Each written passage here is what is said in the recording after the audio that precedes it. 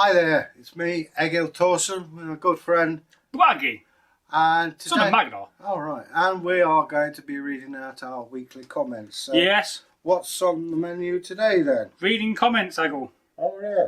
Yeah, surprising that, isn't it? Mm. So, and how you been today? I'm tickety-boo and a half, thank you, and you? Yeah, I'm very good, thank you. Alright. How are you today?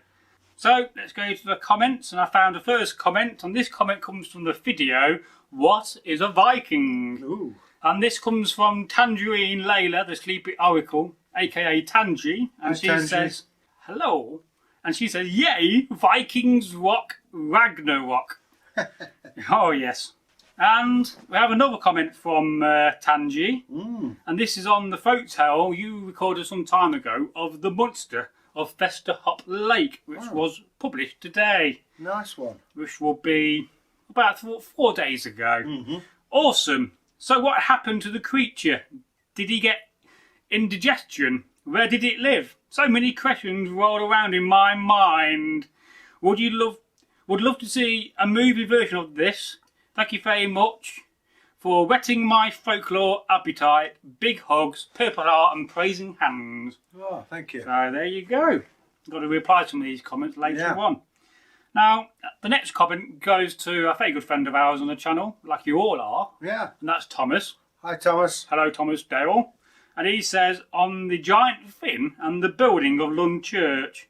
All right. So I just realised we've had 2 folk tales out today, folks. Because I want...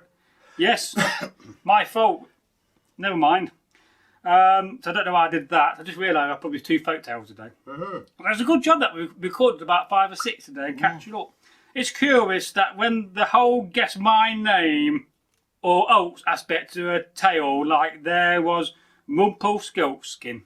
Oh yeah. Rumpelstiltskin, yes, I really must stop scheduling videos and just do it on the day. Because I get the habit of sometimes publishing 2 videos out. Yeah. So, 2 folk tales uploaded at the same time. We surely must be lucky to have a double bill. Well, either that or it's just me. It's just me. Well, no comment. It's your treat for the day, Thomas and folks. And I'll share this in a bit later when I get back from the shops. So, my mistake there. I should have realised that I already had a folk test published. But it's alright, we've got loads of folk tales in hand. Better too than none. And the comment here on the monster of Vesterhop Lake, and that is Bragi. It was nice to see you being charitable to the colour bean on the eve of St. Thorlak. Oh yes. And comment on the same folk tale from Eilik Lickardsson, who says that in a live stream he is going to reveal his real name. Shock horror. You heard it here first. Surprise face, Egil. Now, and he also said thank you very much for wishing his girlfriend a happy birthday the other day. So, in the live stream, it's such a great tale, seriously made my day. Thank you, my Viking brothers. Yeah. Well, you're always welcome. Yeah. So, carrying on. On the same video, the monster of Vesterhop Lake, we have a comment here from Fun History, who simply put, hi. Hi. Yeah, please leave more longer comments other than hi. Well, say hello. You know, tell us how you are. It's a comment. I don't need to say, I know, they're lovely comments, and he always does go out his way. And he has a nice little channel, does Fun History. So if you're not subscribed, go and subscribe to Fun History. And they say in another comment, yay! Yeah, I'm going to give that a big thumbs up and a big heart. Now, a comment here from Jezebel from text.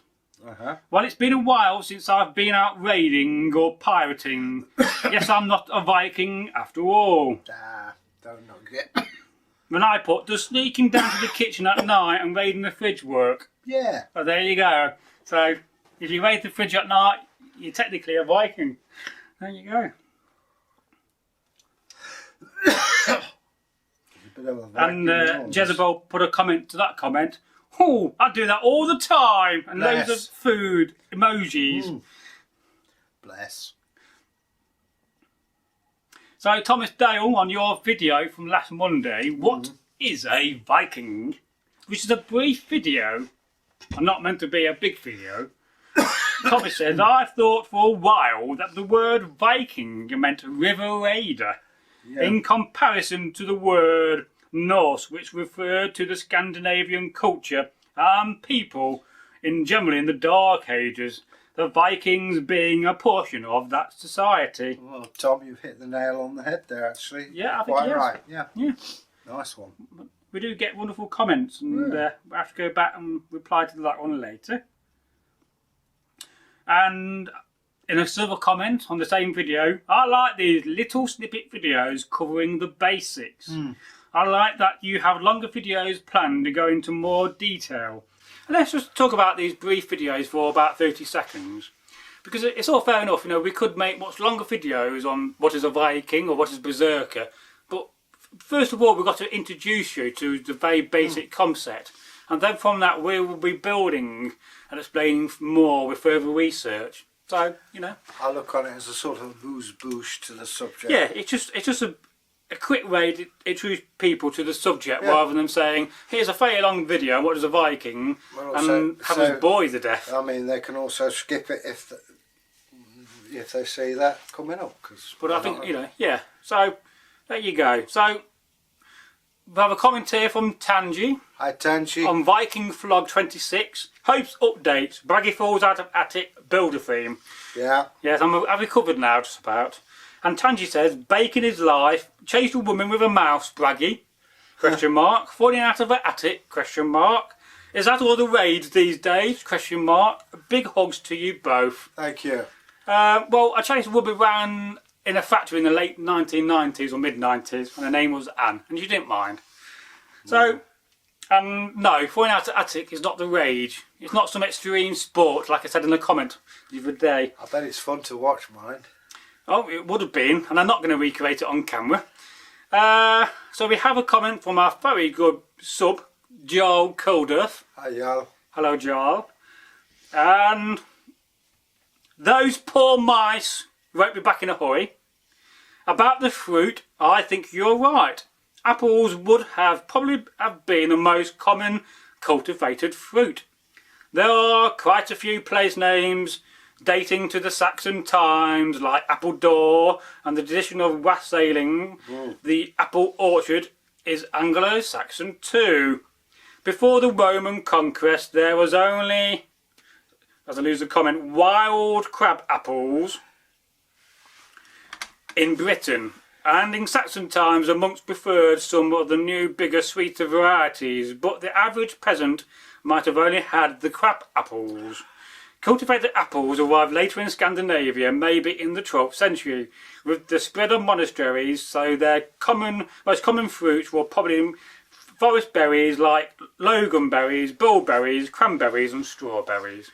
I mean, there's also things like checkers. You know, checker fruit. That's why it's called checkers. Oh, I don't know that one. Quinces. Yeah. Yeah, I mean, well, I've never tasted a quince. I thought Quince was a detective. Yeah, that's Quincy. Ah, yeah, I learned something there, folks. Yeah. Anyway, so I think that's very interesting. Yeah. And even though I'm not a qualified academic, I think my thoughts are correct. The apple was the most common fruit. If you're lucky enough to go to see Jorvik in York, they have examples of the seeds from the fruits that we've been talking about. Yeah. So there you go. So we have a new comment from a new subscriber and a new commenter, and this is from VegTam. Hi, Veg. Your banter is funny to watch. Gave me a chuckle, it did. Ah. You fellows obviously love making these videos, and I enjoy watching them. Big thumbs up from Norway. So, hello to Norway. Good day. And we'd just like to say, welcome to the channel. Yeah. And I noticed the other day there's a new feature where it shows you the new subs. So perhaps we could each month collate the new subs and welcome them in a video. Well, there you go. So, on the same video, I've got a brief comment here. I just want Thomas to explain this, because I can't quite remember. Is a channel intro with cake. I think I must have said that we're going to have intro cake. But all right. No idea what that is. Oh, that sounds like a good idea to me. Chocolate fudge cake. Indeed. Dundee cake. And another comment from Thomas Dale on the vlog 26, and we will be filming more this summer. Oh, bows, mice, attics, bacon and Instagram. There's a modern hashtag folktale there waiting, or even waiting there. So indeed there is. And a comment here from Eirik Rickardson. Oh, you slipped out Tiki's real name. Naughty Bragi. I must have done. Oh, next live chat I will expose my real name, as it may come as a surprise to one of your friends here. Ooh. It's probably somebody we know then. Yes. And in another comment, Eirik. So definitely going to throw a thumbs up to bacon. Big smiley face, lipping lips. And woohoo! Congrats to 1 year of being on the channel, brother Egil. Yes, congratulations. Yeah, I think you shake your hands on that. Thank you well done, well done. You don't get anything but just a handshake. I was thinking we could have had a cake with a candle in it. Well, we could have done if it was organised. Now, on the Anglo-Saxon peasant weapons video from Saturday, very popular that was. Yeah. Had like 50 views in the first 24 hours. Good grief. Kent Martin said, and hello to Kent. Hi, Kent. I would choose the big root ball club over the wooden hammer. It seems to be better ergonomics and lasting striking ability. Yeah. And it does remind me of some of the sagas where they talk about battles and how a warrior might not have a weapon. So he's got an axe, he just goes out and makes a big club. Yeah. Now, we have a comment here from a man who we both know. One of us knows him more than the other. Alright. And it is Rob Napier. Hi Rob. Hello, Rob. I think your thoughts on the likeness of Dark Age European and Japanese weapons are very interesting, and I can see the similarities in the divisions between ruling and working class already. Following to what would be used in combat situation. Role played, sir. Thanks, Rob. But, I've known Rob for many a year. Indeed, you know, longer than I have. And we have another comment here from another new commenter, Ancient Survival. I think we have with the last comments from this comment, so hello and welcome. Hi. And this is on the same video. And they say, excellent video, Egil. Thank you. I had never heard of buckets or wooden helmets. Or makes you wonder about more organic materials. Goods have been lost. I like to examine areas and situations during this life time frame. The Varangians in the east, even before the Varangians' god was established during the reign of Valdemar and Vladimir, seem to have very nice equipment. Imported Frankish swords, helmets, mail, axes and finely inlaid axes for each man, whilst the bolts often use wooden weapons and wooden shield bosses. Sources, Ibn Fadheim, Al, can't read that, Al Tart, Ushi and Mishkarach. Well, the thing is, you see, out east, that's where all the silver was until a certain time. So they had more money to spend, and obviously the more money, the better the stuff you can get. When the silver ran out, it's noticeable that the Norse went west instead of east. I'll just read you a follow-up question because you might find this quite interesting, being we're both into military things. And we know we do have a lot of men on this channel, as well as ladies. Hello to you ladies out there. Woof. And I just thought of an analogy. US military binocular night vision costs about $43,000. Yeah. Yet when I was in the military in a faraway land, we were still using some equipment from the 1940s and 50s. It's quite true. I mean, you've got the up-to-date equipment. When I was in the TA, my rifle was from 1959, and this was in the 80s. So yeah, if it works, keep using it. I mean, there is obviously ultra-modern equipment in all forces, but we don't always get to play with it. Oh yeah, I'll just read you my couple of comments. Oh yeah, I thought this was a very interesting video. I'd imagine a bucket or a helm made from wood would be very uncomfortable. The Varangians could afford the best of kit, It's something we'll cover in the future. I'm after a decent Frankish axe. If anybody knows who makes a decent Frankish axe, leave a comment. Or perhaps that chap you got your axe from. Well, I want to throw an axe. I'll have Egil chat on the sources for what he said in this video in the future. And there's another comment, because he was talking about how he was using World War II equipment. So this is, as far as I know, this is true. So I just read you this, and this also relates to World War One, which is the interest of Egil's. Yeah. That's very cool, Agent Survival, that you are using military equipment from the 1940s and 50s, and doesn't surprise me. I heard or read that during World War One, the British MOT brought a large batch of unused Confederate greatcoats and issued them to troops. Yeah, I mean... that served in the Great War. The Great War, I mean, they never, especially sort of 14 to 15, they never expected to be so swamped by volunteers. In fact, there was so short of uniforms, you had to wear your ordinary clothes. Another lot, nicknamed Kitchener's Postman, got old postal uniforms, so they were the blue as that. And basically anything until they could get the army equipped and into the field. So yeah, it's nothing much changes. So a comment on the same video comes from FedTam. So very interesting insights. As always, I enjoy your videos. Thank you. Thank you. Well, thank you for the comment, FedTam. Now, there's a comment here from a new commenter. And this is Thelma Lynn. Hi Thelma. And they left a comment: if you guys have an interest in pre-Christian oral saga history and mythology kept in my family from Finland, then look up YouTube Bok Saga.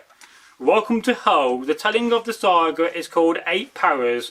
There are Hel, Bok, I, Odin, Ra, Thor, Frey and Freya. There is a very old poem in English about Odin. Odin is a ring. Let's spin it. Last comment. Odin is everything. Odin has always been, and Odin will always be, and Odin is the sun. Yeah. And I said, very nice. I'll look into that. And they left another comment. At Northworthy Sagas and Stories, I sat many years of my life sitting and listening to the last member of this family lore, Bok. It is about a 20-year saga. It means that it takes a very long to already transmit to the next generation. Yeah. The telling of the saga is called 8 Paras, which there are only 3 parts. Maybe look to do some short documentary I made 4 summers ago in Finland called Welcome to Hull. If you should have any questions, let me know. Good feelings. Jim Chesnar, the storyteller. Hi Jim. So, I'd like to say hello Jim, and welcome to the channel. And we will look up the saga of Bok, the Bok saga. I'm very curious and interested about that. Same here. I'd just like to say thank you for spending your time leaving a comment. Yeah. So, on the Anglo-Saxon peasant weapons, and this Saturday it is middle class weapons of the Anglo-Saxon going to be published. And this comes from Eric. We've got about 10 minutes and we'll be ending it. Yeah. So this video on peasant weapons was fascinating. It's a valid point about using simple tools as weapons when metal was so expensive to create and wood was so easy to come by. Yeah, well I mean you use whatever's to hand, that's the thing. And the next comment. And the next comment is from Reading Comments Weekly. Yay! This comes from Tangi. You can tell that by it started. Yeah, hi Tangi. I love leaving comments on the comments that I've commented on. Being read in the comments commentary. Winky face. Big hugs to you both, Bragi and Egil. Well, it's always nice to hear from you, Tangi. Oh, we love reading your comments, especially comments on comments. And comments on comments on reading comments on comments. I'm confused by comments now. Well, hang in there, babe. Keep sending them in. So Agent Survival, he left a comment, and this was about the Italian version of Little Red Riding Hood, I think. Yeah. So I was able to find references to both versions I mentioned. La Finta Nonna, the false grandmother, written among others by Italio Cavino in the Italian Folktales collection. The ancient Greek antecedent by Pusinias can be found in many fairy tale in the ancient world by Graham Anderson. Alright. I'd look at that book, but that book's very expensive, about £50. It's not in print, unfortunately. It really needs to come back in print. So, another comment here on the same video on reading comments. And we do like reading your comments, don't we, Egil? Certainly do. And this comes from Shara Beans. Hi, Shara. So, hello to Shara. I would be very interested in learning about gardens. Ah. When I was buying seeds, I bought spinach just because it had the name Matador Viking spinach. All right. Laughs out loud. Jolly tasty spinach. It's good for you. Lots of iron. Yes, Popeye. He had it, didn't he? I have it. Never mind Popeye. I would think, it's too green for me, I would think that they would have cold, hardy foods like cabbage, Brussels sprouts, turnips, etc. Yeah, we know a photo about to it, don't we? Let's not get personal. No, we just recorded some folk tales on turnips today. I'll be excited to learn about what's in herbs gardens doing. I know I'm doing a bit of research on that. Well, yeah, I mean, a friend of mine, she's studying for Master Herbalist, and yeah, I mean, herbs and things, there'd be a lot of those around. Spices, obviously, they get from trading. Another comment here from Eric. Hi, Eric. I enjoyed it thoroughly. Thank you, my brothers. Big muscles and 2 beers. Oh, yeah. So there you go on that one. What an excellent suggestion. So trying to find some more comments. Oh, I think we might have caught up with the comments now. I'm not sure. Oh, right. Have a look. I'm looking and looking. No, I don't think we read these ones. So reading comments weekly video. And this is from Thomas Dale. And that's curious about cats being found in children's graves. Well, that's true, isn't it? I mean, there have been graves from the Saxon and Viking time with cats in. Well, I mean, ancient Egypt, cats were, you know, and they had the goddess Bastet, and she was the goddess of love and sexuality. If you're having family problems, and in one area they found 2 million cat mummies. So, yes, well, I'm still fascinated that the ancient Egyptian word for cat is meow. Yeah, I think that's wonderful. Yeah, that's probably where we get meow from. Well, I was thinking that. Is that where we get it from? Isn't that Chinese as well for cat? I don't know. If you know, do you know, folks? Yeah, let us know, because I seem to think that it might be. I may Perhaps be wrong. Callum, who is the English teacher in China, who's sometimes uses our content to teach his children. Oh, that's good. If he knows, or one of your children knows, please let us know. Be nice actually if they could send us a video of the class and we Yes. could say hello. Yes, one day we could do a live stream and teach them in live. Yeah. So, just going back, another comment here from Thomas Dale. We were wrapping up this soon, this comment video. That's curious about... No, I read that one. Yeah. This is the one. Laugh out loud. The comment about comments was read out. And how he's sending a comment about the comment. And he also said at the end, he says, and I'll beware of the onion. Yeah, I don't see the onion nowadays. It's downstairs, I go in the hallway. It's sprouting green weird things. I'm not surprised. It's been We should put it in the ground and make a massive onion out of it. If we've got a massive one, Tom could hollow it out and live in it. Or I could eat it. Yeah, well, I have said you could take it home. Well, it's a bit late now. Yes, I'm not trying to say this. Onion. Yeah. There we go. Not had that on the channel for a long time. We haven't. Oh, a second video for today, and it's another comments video. Oh yes, and sometimes we do publish 2 videos a day. Sometimes we'll do it because we want to do it, and sometimes we do it by mistake, like today. Oh, God blimey. Yeah. So I think for now we're going to wrap this up because Egil's got to get changed and go back to the modern world. Centre of Derby. It's more like that really, up and down buildings. Yeah. Okay, well, it's goodbye from me. What should they do, Egil, if they're new to the channel? Subscribe or leave us a comment. Yes, we do love your comments and we will try to read them out. And perhaps we might film another one next week and try to keep this trend of reading comments out weekly. Yeah, because I find that quite manageable, don't you? Well, 2 things. I mean, A, they pile up, and B, people want to get a response. Yes, at some point we've got to go back to the ones we've not read, but that's another story. Goodbye, Egil. Goodbye. Goodbye, folks. Goodbye. Goodbye, Bragi. Goodbye, Sippy.